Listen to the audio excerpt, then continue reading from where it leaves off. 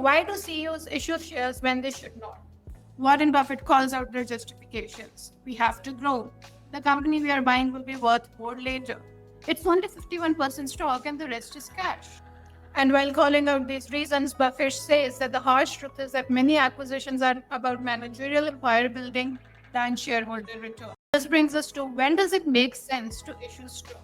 Buffett lays out three scenarios where issuing stock is acceptable. First and foremost, equal value merger. Secondly, stock above intrinsic value. Thirdly, damage repair buybacks. Let's get started with the equal value merger. When it's a true business-to-business trade like Berkshire Hathaway's merger with Blue Chip Stamps, wherein both the sides are valued fairly. Secondly, when the stock is above intrinsic value. If your stock is trading at a premium, using it as a currency can actually benefit your shareholders. This happened a lot in the go-go mergers in 1960s, Buffett mentions in his letter. And thirdly, the damage repair buybacks. If you do overpay with stock, you'd better buy back an equivalent amount of shares quickly. It doesn't fix the bad deal, but it at least limits the harm.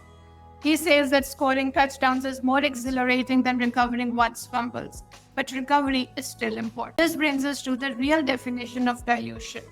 Buffett also warns against earnings per share as a measure of dilution. Just because the deal is EPS accretive does not mean that it's creating value.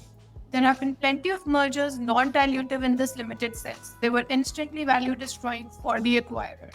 Instead, he urges to ask, does this merger dilute or does it enhance intrinsic value per share? That's the question most CEOs, even boards, fail to ask.